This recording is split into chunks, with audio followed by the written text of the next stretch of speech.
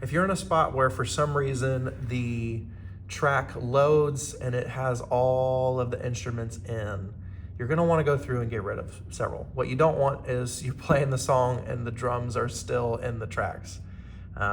Either Caleb or someone, whoever's running front of house, can pick up on it and bring it out, but you just don't need that problem in your life. So the ones I recommend are, I take out drums, and you can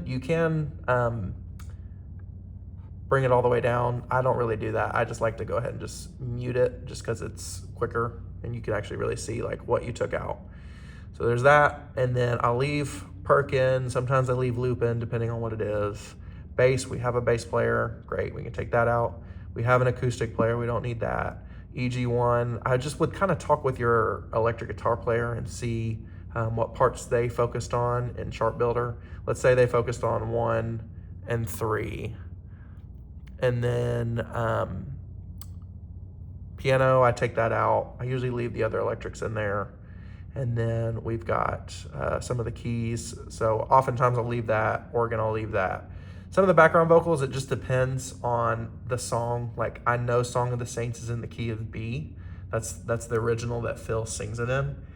But if we were doing it for a girl and it was in D, these vocals are gonna get pitched up and they're gonna sound really high pitched and like just not very pretty. They're gonna sound like Alvin and the Chipmunks or something like that. So I would go through and take those out if I was doing this in like a D or an E. Just when you hear it and you play it, you're like, ugh, those vocals don't work.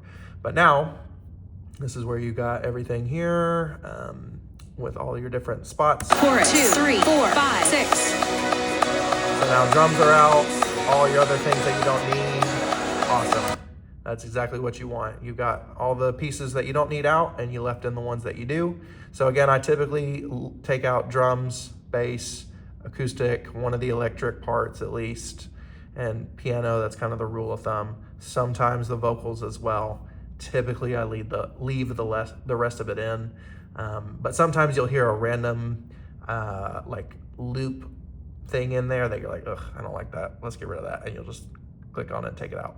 Okay, then what you really want to make sure you do is you go back over here and you save it to the cloud. So I'll hit this option right here in the middle, set lists, save it to the cloud, save. And now, no matter what, it's there. Your computer crashes, that stuff is not going to come back with it by accident.